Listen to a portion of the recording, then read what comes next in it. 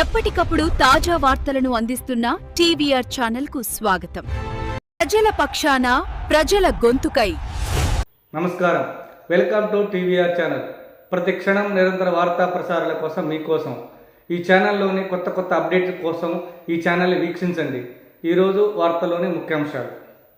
ఏదైతే ఈ జగిత్యాల జిల్లా, ఏదైతే ఈ కామారెడ్డి జిల్లా, ఎలాగైతే వర్ష విపత్సానికి అతలకుతలం అయ్యి ఎంతోమంది ప్రాణాలు పోగొట్టుకున్న ఎంతోమంది రైతులు వాళ్ళు పండించిన పంట నేలమట్టమైందో వాళ్ళందరూ గుర్దాభక్తిగా నేను 50 లక్షల రూపాయలు సీఎం రిలీఫ్ ఫండ్కి,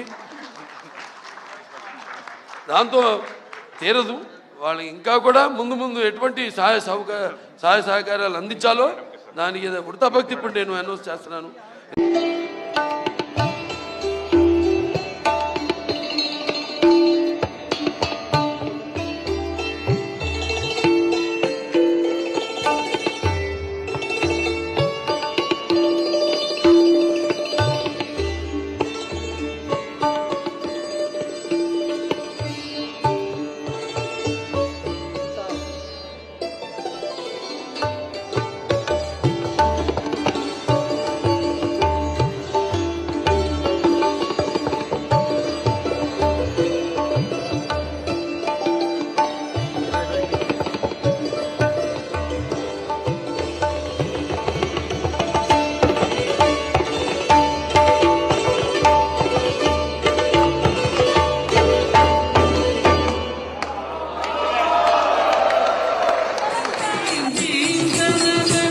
అసెంబ్లీ సమావేశాలు ప్రజల సమస్యలు చర్చించడానికి, ప్రజల సమస్యలను ప్రభుత్వ దృష్టికి ప్రతిపక్షం తీసుకురావడానికే పెడతారు. కాబట్టి అన్ని అంశాలు సాకల్యంగా చర్చించాలి అంటే 15 రోజుల పాటు ఖచ్చితంగా చర్చ జరగాలి. అర్థవంతమైన చర్చ జరగడానికి బీఆర్ఎస్ ఎప్పుడు కూడా ముందుంటది. అన్ని విషయాలు, కాళేశ్వరం మీద మీరేసిన కమిషన్ తో సహా, అది పీసీ ఘోష్ కమిషన్ కాదు, పీసీసీ కమిషన్ అది. కాబట్టి ఆ పీసీసీ కమిషన్ రిపోర్ట్ తో సహా, తప్పుల తడక లాంటి ఆ నివేదికతో సహా అన్నిటి విషయంలో కూడా మా పార్టీ పూర్తి స్థాయిలో మా వైఖరిని కుండబద్దలు కొట్టినట్టు చెప్తాం. కానీ ముఖ్యం, ఇవాళ మనం రాజకీయంగా ఒకరి మీద ఒకరు దూషించుకోవడం, నిందలు వేయడం కాదు. అన్నిటికన్నా ముఖ్యం, 70 లక్షల మంది రైతులు ఇవాళ అవస్థల్లో ఉన్నారు.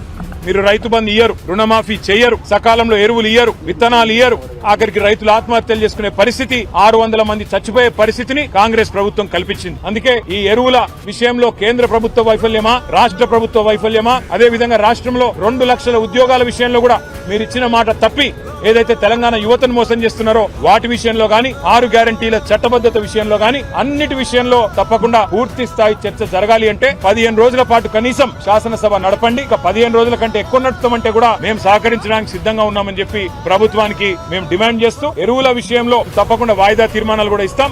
2 లక్షల ఉద్యోగాల విషయంలో కూడా వాయిదా తీర్మానాలు ఇస్తాం. ప్రభుత్వం నుంచి స్పష్టమైన సమాధానం రాబట్టే ప్రయత్నం కూడా చేస్తాము. ప్రభుత్వం ముందుకొచ్చి సమాధానం చెప్తే సరే, లేదంటే నిలదీస్తాం. ప్రతిపక్షంగా మా బాధ్యత మేము పూర్తి స్థాయిలో నిర్వర్తిస్తామని చెప్పి తెలియజేస్తూ, జై తెలంగాణ.